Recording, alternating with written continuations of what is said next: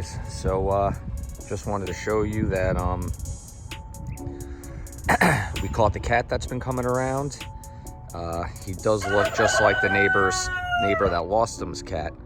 So we'll be calling her today, and hopefully it's him and he can go home and you know, live out his life not in the wild, fending for himself. But yeah, this is the top of the first pigeon loft, which is now the breeder loft. And I had to put this piece of plywood up top on the aviary because he was torturing the birds, and I wanted to give them a little bit more protection from him. Not that he was going to get them in this, but you know, just because he could see them through the screen, they could see him, and you know, they don't need that. So I put the plywood up to keep him from, you know, being able to see them from the top. But he came back and we got him with some tuna fish. So I'll let you know what happens when the lady comes.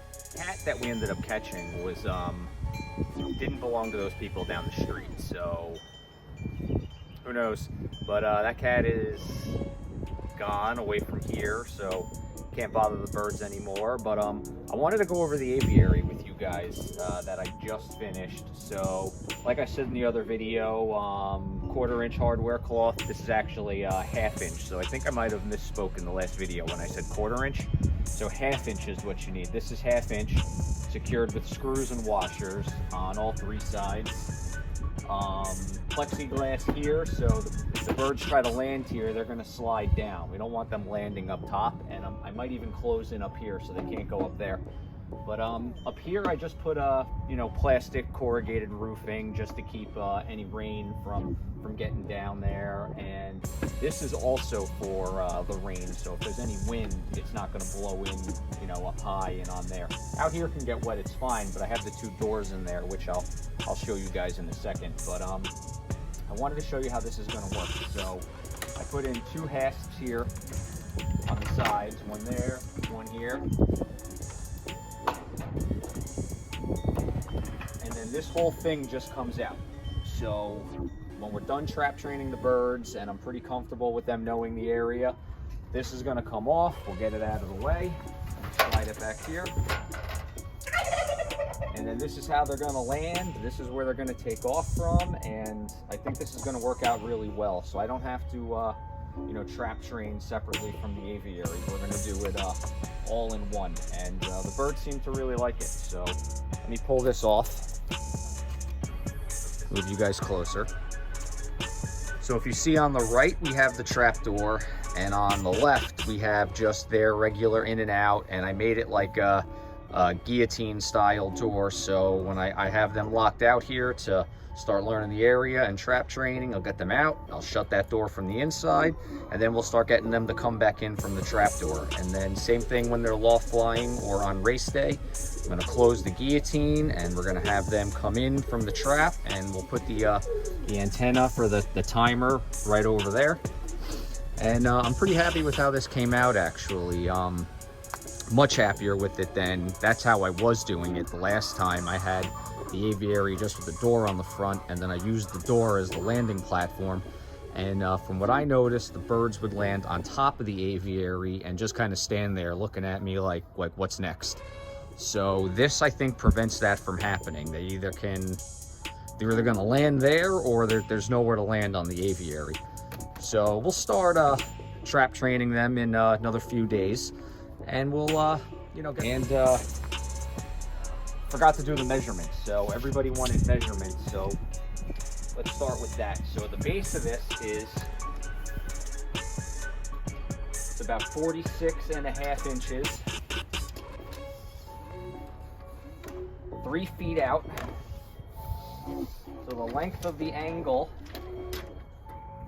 this is 48 inches, and this was a 43-degree angle. So I mean, you could probably do 45 if you wanted, but you know, whatever you feel comfortable with. I did about, it was either 42 or 43 degrees that I cut these on and put it up.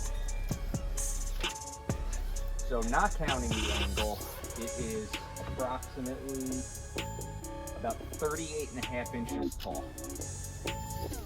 So So wanted to just do the measurements for you guys. So just 2x4s. Here's these 2x2s I put in here to hold the door. And this is, forget the thickness of this, let's see.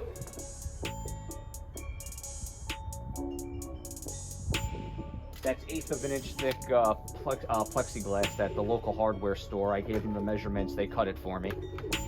And yeah, it's pretty straightforward. You know, obviously these holes you guys would make as necessary for what you have. This I had to do for the size of the trapdoor I had, and this one I did just for, this is the size I wanted it. Then I just framed it out with some 2x4 so it looks a little nicer. I cut the holes with the jigsaw, and if any of you have used a jigsaw, you know it's pretty hard to get straight lines. So I just framed it out to neaten it up from the outside, and I think it came out pretty good. All right, so we'll continue about the trapping system. So this is what I mean with, it's just a guillotine style door. I just used a couple pieces of scrap wood for like a track. And then you just lift it up and then it hooks on. So let me hook it on real quick.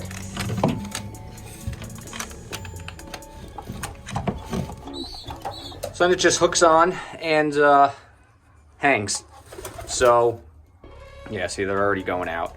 That's one of the young tail owls that I moved into here yesterday. So he starts getting used to this section because he's going to be used as one of my droppers for the racers. And here's the trap door here. So the birds can come in here, which one of them actually already did it. This guy right here, I put them out yesterday for the first time, and I shut the door just to, you know, get them used to being out there, and he came right in through the trap door. So I don't think he's gonna have any problems figuring it out. Here's the rest of the babies. So I did move some perches. I had 4 perches going down here, and I took the 2 bottom ones off and I moved them there next to it. So they've got the 2 there. I added 4 more perches here, another one down there. I added a whole nother row of perches here. I added another one down on the bottom, and I'm still gonna be adding more perches. I'm gonna do more right here. Probably try to get another 4 or 5 perches, and I want to have like a solid 35 perches in here, which I think is going to work out. And now the bird update while we're in here. So if you remember, I had this black widow, the black widow Kittle, and I had him and her. She's a Declac Jansen. So they were both in there, the other section, one of the breeding sections, and I wanted them to pair up. And he was getting mercilessly bullied by the red check Jansen right there. It was just, he was not letting them do anything. So I moved them in here Wednesday night when I got home from work. I moved them. And Thursday night when I came home from work, he did his dance. She squatted, he got on top, and now he's driving her to nest. So it was a good call getting them out of that section and in here with the young birds. So he had no competition, and it worked out really well. I just need to be careful with these 2 being in here that you know, they don't get out while I'm training the young birds. So, but that should be easy enough. I can just get the young birds out in the aviary and shut the guillotine door, and then just get the young birds going through the trap door. And then when these guys are done breeding, I'll get them out of here. She's gonna go into that section with the hens, and he's gonna go outside to the other loft with the cocks. So I'm happy to get some babies out of them, get a couple of rounds. But a couple of weeks ago, I was concerned about having the right amount of young birds, but I'm no longer concerned about that, and I will show you guys why.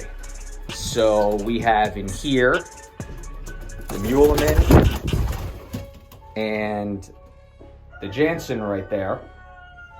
She is sitting on 2 eggs, and these are fertilized. I checked them this morning. They looking good. They got some vein development. And my 2 Deverants, there's the hen up there and the cock sitting. They're on 2 eggs also. And These were laid a day or two after the Muleman's eggs, so in a couple of days I'm gonna candle these, but I'm not expecting any issues because they already laid the 2 fertilized eggs, if you remember.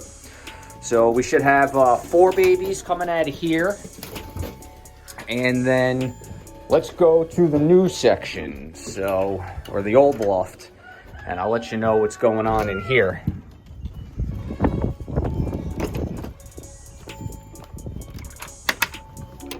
And excuse the messes, these all need to be cleaned today. So we've got her up here. She is a Jansen also. And she's got 2 babies. One of them is hers. She only laid 1 egg, so one of them is hers. And the other one is my Muleman hen that's in the other loft. The other one of those eggs was hers, which hatched. And I timed it right. They hatched about a day apart, and now the one was a little smaller than the other one. It's amazing how fast they grow even in 24 hours. But they're about the same size now, so the other one caught up. My tail owl just laid another egg, so we're gonna get 2 rounds out of her, and that's it. I'm keeping 2, and then 2 we're gonna go to Silvio at Matus Loft so he can have a couple droppers of his own. And there's the babies, which are getting big. And then we got these guys fighting, so get out of here. So we got up here the 2 new Mussolinis. Let me get this door out of here. Come on. Yeah, I know. Just get out of the way. So there's the 2 babies there. They're doing really good, getting big. So down here is my Dijkstra with the other Mussolini. She's sitting on 2 eggs, which I candled, and they're both good. So more babies there. I've got this one down here is sitting on a hatched egg. He's very vicious, so we're gonna leave him alone. This hatched 2 days ago, and this is the egg from the D-Clack Jansen that I just showed you, the blue check out in the other loft with the young birds. So she ended up pairing up with one of my white ones, which I didn't want. But, you know, she's still a really good bird. So I figured, you know what? Instead of this guy hatching eggs with another white hen, I pulled their eggs out and I stuck her egg under them. And this one hatched 2 days ago, so he's sitting on her baby. And I have this one here sitting on an egg from my Muleman hen that I just showed you, and the other egg from the D-Clack Jansen out there that she's sitting on. So these should hatch soon. I hope. I don't know what's going on with them, but I have it written down inside when they should hatch. I'm going to give her another couple days and then check them, but they might not be good.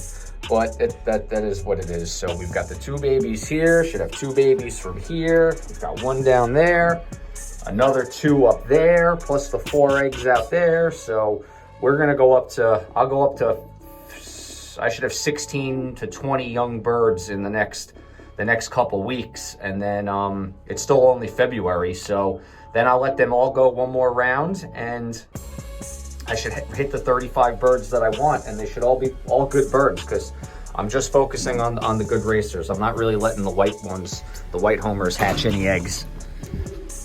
But yeah. So that's this week's update. And oh, Silvio from Matus Loft stopped by yesterday. He came by. I asked him if he would be willing to come by and check out my young birds and let me know what he thinks. And, you know, he checked their health and their weights, and showed me how to check for canker and everything, because I'm still learning all that stuff. And I'm more of a visual learner, a learn by example. I'd rather have somebody show me what to do, and then I'll know what to look for and what to do myself. But, yeah, he checked them all out. He said they all look really good. He didn't see any signs of canker.